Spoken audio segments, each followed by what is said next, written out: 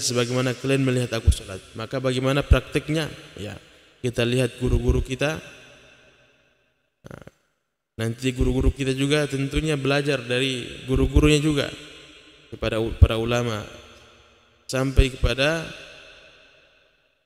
salafus saleh, kemudian lanjut kepada tabi'ut tabi'in sampai kepada tabi'in, kemudian lanjut kepada para sahabat, kemudian sahabat melihat Rasulullah sallallahu alaihi wasallam. Dan disinilah sanad keilmuan ya berentetan ya, terus menerus, dan ini ada pertanggungjawabannya kalau ilmu. Dan kelak di yaumil qiyamah Allah akan tanya di mana kita dapatkan dan sudahkah kita amalkan ilmu yang kita dapatkan. Semoga dengan ilmu yang kita pelajari Allah Subhanahu wa taala jadikan dia sebagai cahaya penerang dalam kehidupan kita, dan insyaallah menuntun kita sampai ke dalam surganya Allah Subhanahu wa taala. Amin. Baik, selanjutnya kita lanjutkan hadis ke-11. Masih di bab ikhlas, babul ikhlas wa ihdharin niyah. Bab ikhlas dan menghadirkan niat dalam setiap perbuatan, perkataan, keyakinan, baik yang terang-terangan maupun yang tersembunyi. Wa an Abi Abbas Abdullah bin Abbas ibni Abdul Muttalib radhiyallahu anhuma an Rasulillah sallallahu alaihi wasallam fima yarwi an rabbih tabaraka wa ta'ala qala inna allaha kataba al-hasanati was-sayyi'ati thumma bayyana dhalik faman hamma bihasanatin falam ya'malha kataba allahu tabaraka wa ta'ala indahu hasanatan kamilatan wa in hamma biha fa'amaliha kataba allahu ashra hasanatin ila sab'imi'atin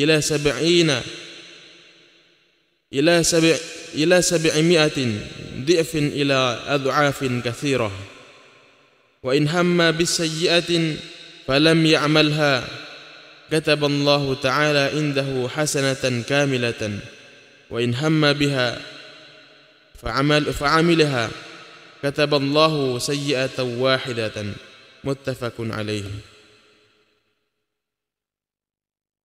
Dari Ibnu Abbas radhiyallahu anhu, dalam hadis ini dibuka dengan wa an Abil Abbasin, dari Abul Abbas. Berarti sudah hadis yang kita lewati. Kalau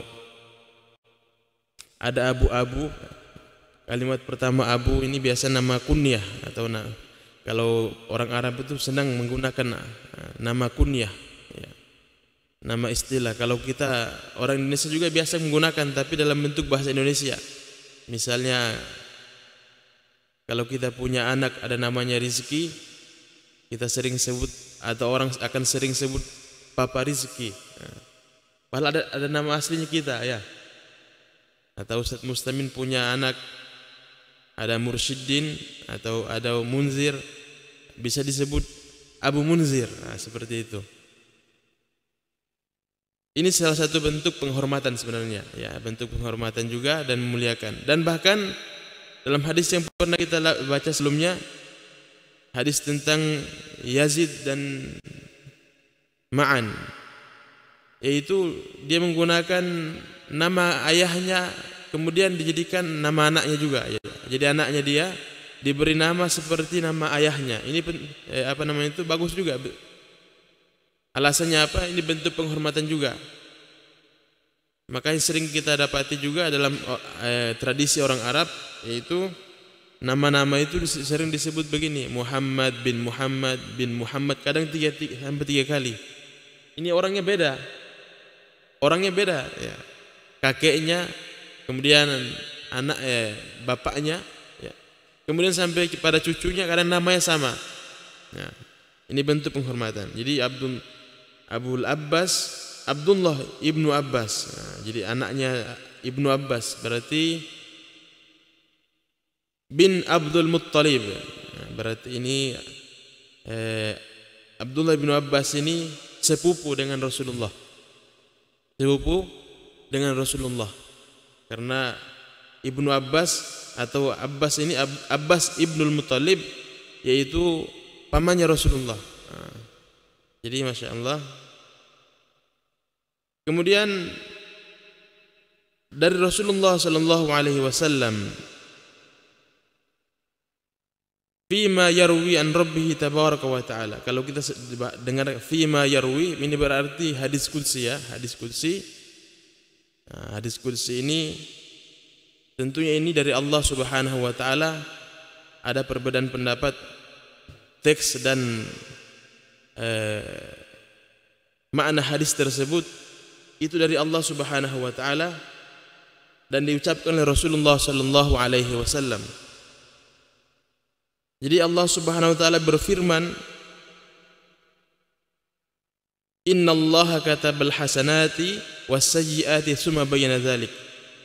Sesungguhnya Allah telah menetapkan kebaikan dan keburukan, kemudian dia menjelaskan hal tersebut. Kemudian faman hamma bihasanatin falam ya'malha. Barang siapa yang berniatkan ya, faman hamma bihasanatin falam ya'malha. Barang siapa yang berniat ya, baru ini bahasanya baru berniat melakukan, atau ini hamba ini keinginan, termasuk keinginan, punya keinginan kuat untuk melakukan kebaikan, falam ya'malha, tapi belum sempat dia lakukan, belum sempat dilakukan amalan tersebut. Kataballahu tabaraka wa ta'ala indahu hasanatan kamilatan. Maka Allah mencatat satu pahala kebaikan yang sempurna di sisinya. Masya Allah. Nah, ini sering juga kadang kita berniat, saya Allah berniat bangun tahajud, tapi ternyata kebablasan, azan subuh baru terdengar.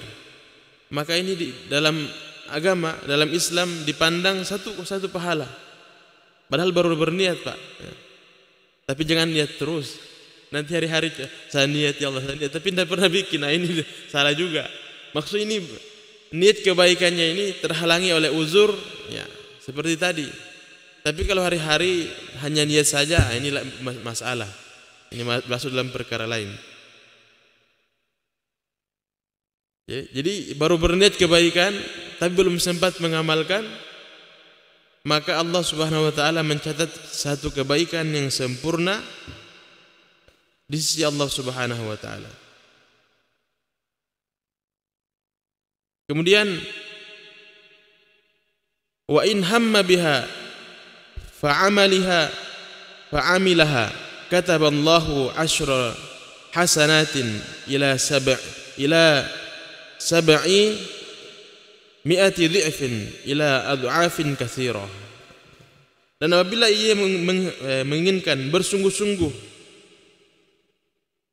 kemudian dia melaksanakannya, maka Allah Subhanahu wa taala menulisnya sebagai 10 kali kebaikan sampai 700 lipat dan sampai di kelipatan yang banyak. Jadi sampai jumlahnya tidak terhitung. Sebagaimana firman Allah dalam surah Al-Imran, yaitu mathalul ladzina yunfikuna amwalahum fi sabilillah kamathali habbatin ambatat sab'a sanabil fi kulli sumbulatin mi'atu habbah wallahu yudha'ifu liman yasha' wallahu wasi'un alim. Jadi perumpamaan orang yang menginfakkan hartanya di jalan Allah seperti dia menanam satu biji. Kemudian dari satu biji tersebut tumbuh 7 ranting ya. Kemudian dalam setiap ranting tersebut ada muncul lagi 100 ya. Dalam setiap ranting itu ada 100 biji lagi, Masya Allah. 100 buah lagi, kurang lebih begitu. Maka kurang lebih berapa? 700. Bahkan Allahu yudha'ifu liman yasha', bahkan Allah itu menjanjikan pahala yang tidak bisa kita hitung, ya, tanpa batas. Bagi siapa saja yang Allah kehendaki. Kenapa bisa demikian? Karena tingkatan keikhlasan, kembali lagi tingkatan keikhlasan dan besarnya pengorbanan. Jadi amalan itu dihitung, dinilai oleh Allah Subhanahu wa taala, ketinggiannya, besarnya amalan tersebut dinilai dari keikhlasan dan besarnya pengorbanan dalam melaksanakan amalan tersebut. Sebagaimana kalau salat subuh ini dikatakan salat yang paling berat, maka pahalanya juga paling besar dibanding salat-salat yang lain. Baru salat sunnahnya saja Nabi sudah memberikan kabar lebih baik daripada dunia beserta isinya. Masya Allah. Bagaimana dengan salat subuhnya? Tetapi begitu, ternyata prakteknya sedikit karena berat melaksanakannya. Seandainya kalau dia ringan, maka hadiahnya mungkin kipas angin, bukan surga. Masya Allah. Kemudian kalau dia melaksanakan bersungguh-sungguh, berniat mengamalkan kebaikan tersebut, maka dalam hadis qudsi ini Allah Subhanahu wa taala berjanji akan memberikan dalam satu amalan tadi 10 kebaikan, bahkan dilipatkan sampai 700 kali lipat. Masya Allah. Sebagaimana kalau dalam membaca Al-Quran, man qara'a harfa min kitabillah falahu bihi hasanah wal hasanatu bi asyri amsalihha. Jadi membaca Al-Quran itu kata Nabi, siapa yang membaca Al-Quran satu ayat, bahkan bukan satu ayat, satu huruf fi kitabillah falahu bi hasanah, maka Allah akan kasih dia satu kebaikan, dan dalam satu kebaikan tadi dilipat gandakan berapa? 10 kali lipat. Kemudian kalau Nabi katakan la aqulu alif lam mim harfun walakin alifun harfun wa lamun harfun wa mimun harfun. Aku tidak mengatakan alif lam mim itu satu huruf, tapi alif satu huruf, lam satu huruf, dan mim satu huruf. Maka kalau kita baca alif lam mim itu sudah mendapatkan 30 kebaikan. Masya Allah. Maka ini semoga menjadi motivasi untuk kita senantiasa banyak-banyak berbuat kebaikan. Minimal berniat dulu, berniat melakukan kebaikan dengan niat yang sungguh-sungguh. Kalau ada uzur ataupun penghalang, maka Allah Subhanahu wa taala akan mencatat satu kebaikan yang sempurna di sisi Allah Subhanahu wa taala. Kemudian wa in hamma bis sayyi'atin falam ya'malha kataballahu ta'ala indahu hasanatan kamilatan. Masya Allah. Dan barang siapa yang berniat, ya, berniat melakukan keburukan, ada ayat, Masya Allah, saya mau setelah ini mau pergi minum apa? Minum tuak atau apa di sini? Bobo apa ya? Bobo, ya. Saya mau minum bobo. Ternyata setelah itu muncul ketakutan, ya Allah, saya minta ampun ya Allah. Kalau tidak jadi minum, maka Allah janji dengan satu pahala yang sempurna, Masya Allah. Padahal berniat melakukan keburukan, tapi tidak jadi. Jadi banyak alasan, Pak, ya. Tidak semua yang kita berniat keburukan terus tidak jadi terus dapat pahala. Tidak semua. Ada yang berniat melakukan keburukan tapi tidak jadi karena ditangkap polisi. Ini lain, dan dapat pahala ini. Beda kalau orang yang berniat melakukan keburukan tapi di tengah perjalanan dia menuju ke tempat tersebut, muncul di hatinya keimanannya, ya Allah, saya takut ya Allah. Bagaimana kalau saya mati dalam melakukan keburukan tersebut? Jadi muncul dari hatinya penolakan dan mengingkari keburukan tersebut. Padahal dari awal sudah niatnya begitu. Maka Allah Subhanahu wa taala akan menilai atau mencatat baginya satu pahala kebaikan yang sempurna. Masya Allah. Dalam Islam ini luar biasa. Kita berniat melakukan keburukan, tapi kalau tidak jadi, Allah catat satu pahala, Pak, yang sempurna. Masya Allah. Kemudian wa in hamma biha fa'amilaha kataballahu sayyi'atan wahidatan muttafaqun alaihi. Dan barang siapa berniat melakukan keburukan kemudian dia melakukannya, kata dia niat, ya Allah, saya bukan ya Allah, bukan niat kepada Allah, saya niat mau pergi minum bobo. Bahkan sudah bisikan malaikat dan syaitan ini sudah bersahut-sahutan dalam tubuhnya, ya, jangan. Sudah bikin akhirnya kalah, tidak bisa, imannya mungkin lemah, tipis, sehingga dia terjerumus dalam melakukan dosa tersebut, maka Allah Subhanahu wa taala akan mencatatnya satu keburukan. Bukan seperti kebaikan tadi, hanya satu saja. Hanya satu. Beda dengan kebaikan tadi. Kalau berniat tidak jadi saja, ada uzur, maka Allah catat satu kebaikan yang sempurna di sisi Allah. Kemudian kalau kita jadi melaksanakan kebaikan tersebut, maka Allah Subhanahu wa taala akan memberinya pahala 10 kali lipat sampai 700 kali lipat. Kemudian kalau kita berniat melakukan keburukan tapi tidak jadi karena alasan takut kepada Allah, maka Allah akan mencatatnya satu kebaikan yang sempurna di sisi Allah. Kemudian yang kelompok yang keempat ini, yang terakhir ini, yaitu barang siapa berniat melakukan keburukan kemudian dia melakukannya, maka Allah Subhanahu wa taala akan mencatatnya sebagai satu keburukan di sisi Allah Subhanahu wa taala.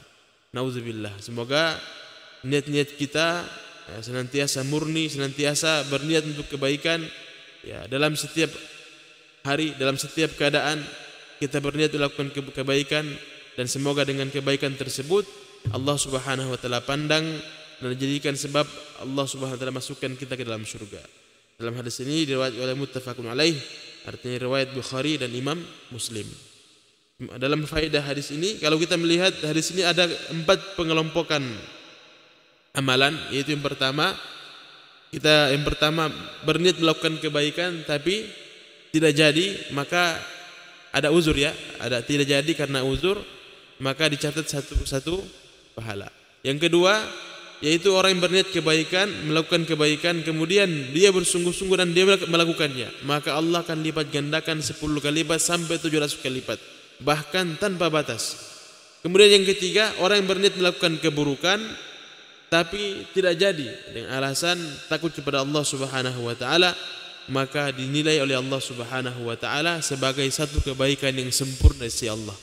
Kemudian yang keempat, yang terakhir, yaitu orang yang berniat melakukan keburukan kemudian dia melakukannya, maka Allah Subhanahu wa taala mencatat baginya satu keburukan saja. Masya Allah, ini luar biasa kasih sayang Allah.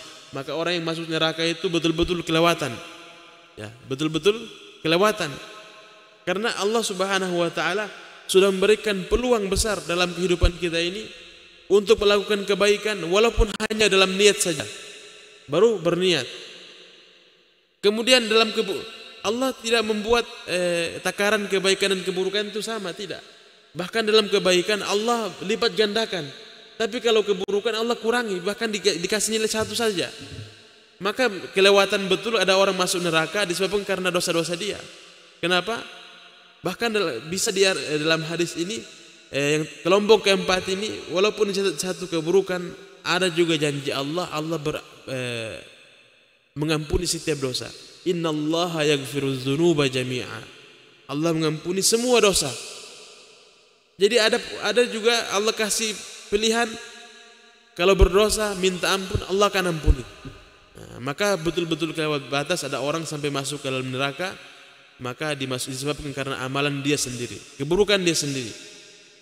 Maka hadirin yang mulia, semoga dengan hadis yang kita bacakan dan kita dengarkan ini menjadi motivasi, menjadi penyemangat buat kita untuk senantiasa berniat melakukan kebaikan dan senantiasa berbuat kebaikan, dan semoga kita semua dimasukkan dalam golongan orang-orang yang muttaqin, muhsinin. Dan karena Allah Subhanahu wa taala sudah berjanji bahwa kita akan masuk dalam surga disebabkan karena amalan perbuatan kita. Udkhulul jannata bima kuntum ta'malun. Masuklah kalian ke dalam surga disebabkan karena amalan yang telah kalian perbuat. Insyaallah. Semoga ini menjadi motivasi. Kurang lebih mohon dimaafkan. Subhanakallah bihamdika asyhadu an la ilaha illa anta astaghfiruka wa atubu ilaik. Wassalamualaikum warahmatullahi wabarakatuh.